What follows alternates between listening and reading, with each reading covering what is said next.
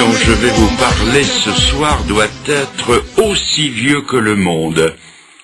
Et pourtant, il n'a rien perdu de son actualité, au contraire. Il est appelé à faire parler de lui de plus en plus. Ce que vous allez entendre ce soir, vous ne l'oublierez jamais, même si vous vous efforciez de ne plus y penser. Ne croyez pas à une sorte de pédanterie de ma part, parce que j'aurais parlé d'une façon telle que vous ne pourriez jamais l'oublier dû à mon éloquence. Non, non, pas du tout. Ce que vous allez entendre sera inoubliable dans le sens que vos voisins, la radio, la télévision, les journaux vous en reparleraient. Je vais vous parler des tremblements de terre. Nous savons tous ce qu'est un tremblement de terre pour en avoir entendu parler ou pour l'avoir ressenti à faible intensité. Pour employer une expression triviale, pourtant due à la plume d'un savant, un tremblement de terre, c'est la croûte terrestre qui se met à vibrer un peu à la façon de la peau d'une vache quand une mouche vient la taquiner. Mais ce qui nous intéresse, c'est de connaître les causes des secousses telluriques. Et en voici deux. Premièrement, une cause naturelle et physique. Comme la peau d'une vache tremble sous l'effet d'une irritation, de même la croûte terrestre vibre sous l'effet de certaines irritations. Au temps où la science faisait ses premiers pas dans ce domaine, on croyait qu'il se produisait des crevasses dans le fond des océans et que de grandes quantités d'eau entraient en conflit avec les masses incandescentes au centre de la Terre, produisant de gigantesques déflagrations dont nous ressentions les effets en surface. Cette théorie dite du catastrophisme a été abandonnée et remplacée par celle des plaques tectoniques et de la dérive des continents. Pour plus de renseignements, prière de s'adresser aux travaux de l'éminent volcanologue que fut le regretté Harun Taziev. Voici un court extrait de ce qu'il écrivait dans un journal de la presse helvétique. Je lis. 100 000, 500 000, 1 million de morts en l'espace de quelques minutes. Imaginez-vous que cela puisse arriver autrement que par le déclenchement de quelque absurde guerre nucléaire? Non, sans doute. Et vous avez tort. Vous avez tort car l'évidence géologique a fini par me convaincre que jusqu'ici l'humanité a eu une chance prodigieuse et que les catastrophes de Pompéi et de Saint-Pierre de la Martinique ne sont rien à côté de ce qui l'attend. Il y a aussi une deuxième cause, d'ordre spirituel, et c'est celle qui va nous occuper à présent. Les tremblements de terre sont des phénomènes naturels, par lesquels notre attention devrait être attirée sur des faits d'une valeur spirituelle très importante. La Bible nous en parle à plusieurs reprises. Et je vous lis ces paroles que je trouve dans l'évangile de Matthieu au chapitre 27 et à partir du verset 50. Nous sommes dans la finale de la passion du Seigneur. Et je lis que Jésus, en croix donc, poussa un grand cri et rendit l'esprit. Et voici, la terre trembla. Les rochers se fendirent. Le voile du temple se déchira en deux depuis le haut jusqu'en bas. Le centenier et ceux qui étaient avec lui pour garder Jésus, ayant vu le tremblement de terre et ceux qui venaient d'arriver, furent saisis d'une grande frayeur et ils dirent « Assurément, cet homme était le Fils de Dieu. » L'événement que je viens de lire est le centre de l'éternité et d'une portée universelle au sens le plus large du terme. De quoi s'agit-il? De la mise à mort de 3 condamnés. Et le fait eût été sans importance, et ne serait jamais parvenu jusqu'à nous si l'un des trois n'avait été le Fils de Dieu. Toutes les puissances du ciel et de l'enfer étaient dépêchées en observation autour de la croix. Jésus-Christ livrait au prince des ténèbres la bataille décisive qui allait lui ravir la suprématie sur l'enfer et sur la mort. Le salut de centaines de millions d'âmes était en jeu, le salut de mon âme et de la vôtre. D'un côté, il y avait Jésus-Christ, qui venait pour expier les péchés de tous ceux qui croiraient en lui.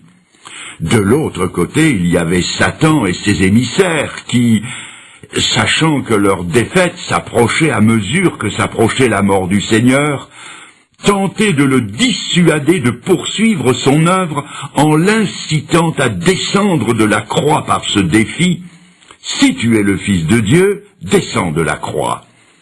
Si par sa mort, Jésus allait, comme il est écrit, goûter la mort pour tous ceux qui désormais mettraient leur confiance en lui allaient échapper à la puissance du prince de la mort et lui glisser entre les doigts. Et comme Satan est le plus implacable ennemi de la race humaine, tous ses efforts se sont concentrés sur le Fils de Dieu pour essayer de le détourner de son but. Au paroxysme de la souffrance, il s'est bien écrié « Mon Dieu, pourquoi m'as-tu abandonné ?» Mais il a tenu jusqu'au bout, jusqu'au moment où le cœur a cédé et où, ayant poussé un grand cri, il rendit l'esprit.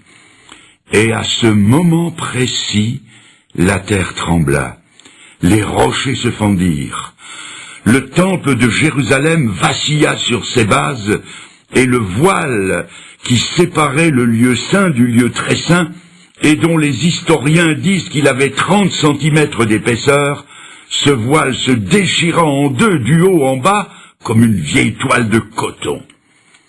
Croyez-vous que ce soit par hasard que la terre ait tremblé à ce moment précis? Permettez-moi de vous poser une question. Votre cœur a-t-il jamais tremblé au récit de la mort de Jésus pour vous? Votre cœur serait-il plus dur que la rocaille qui, elle, s'est fendue? Votre cœur serait-il plus dur que celui de ce rude centenier romain qui a vibré et qui n'a pas pu retenir ce cri? Certainement cet homme était le juste Fils de Dieu. Je vous lis à présent, et je tourne la page de la Bible du chapitre 27, je passe au chapitre 28 de l'évangile de Matthieu, je lis « Après le sabbat, à l'aube du premier jour de la semaine, Marie de Magdala et l'autre Marie allèrent voir le sépulcre. Et voici, il y eut un grand tremblement de terre, car un ange du Seigneur descendit du ciel, vint rouler de la pierre, s'assit dessus et dit aux femmes, « Pour vous ne craignez rien, je sais que vous cherchez Jésus qui a été crucifié, il n'est point ici, il est ressuscité. » Nous sommes ici au premier jour de la semaine.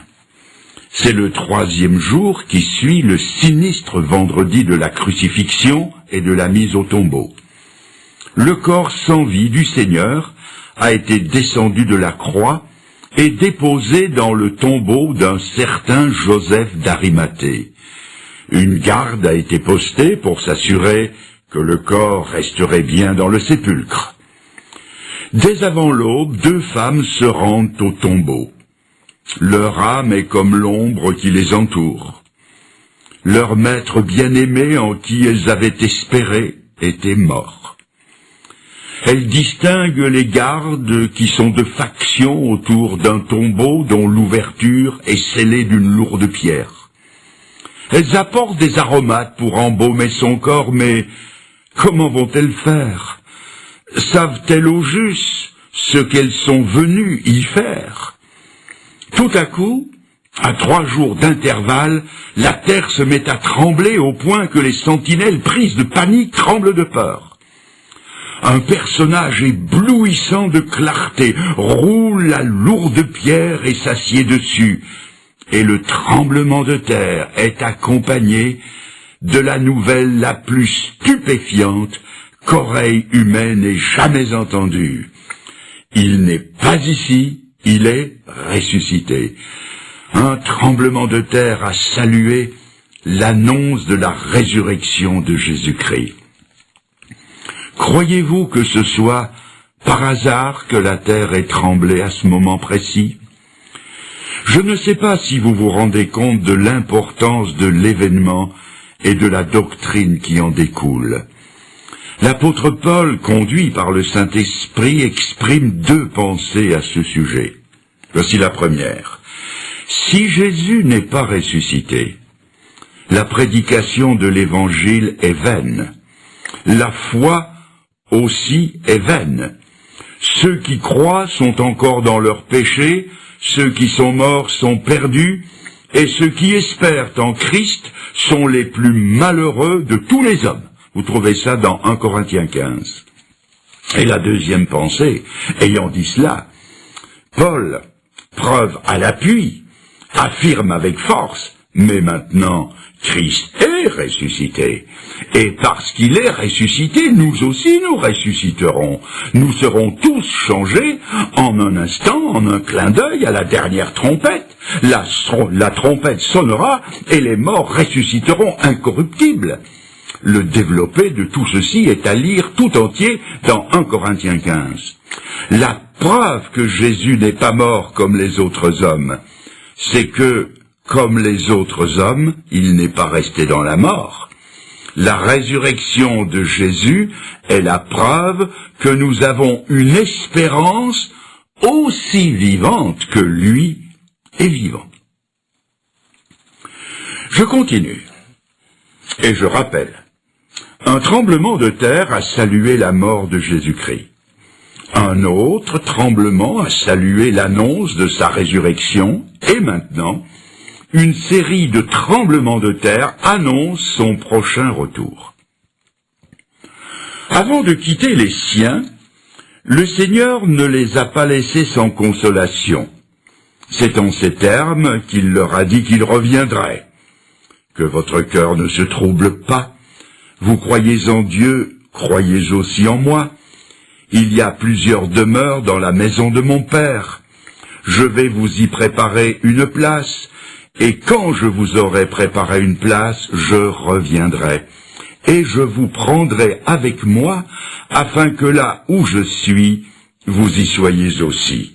On trouve ça dans Jean 14. Il ne leur a pas révélé la date de son retour, et il leur a même interdit de chercher à le savoir. Mais il leur a donné des signes avant-coureurs de son retour. Parmi ces signes, nous relèverons, sans nous y arrêter, la rentrée du peuple juif dans son pays d'origine, la Palestine, sujet que j'ai traité en détail dans une autre occasion. Il y aura aussi l'apparition de phénomènes inexplicables comme des signes dans le ciel, dirons-nous des ovnis, objets volants non identifiés.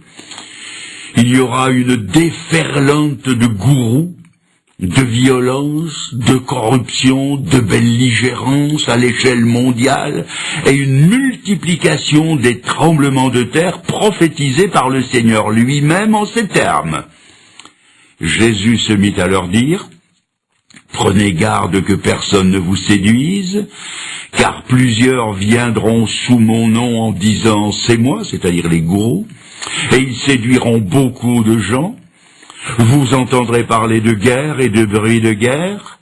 Une nation s'élèvera contre une nation, un royaume contre un royaume. Il y aura des famines, il y aura, et je souligne, il y aura des tremblements de terre en divers lieux. Ce ne sera que le commencement des douleurs. Je viens de lire cela dans l'évangile de Marc au chapitre 13. Quelqu'un me dira peut-être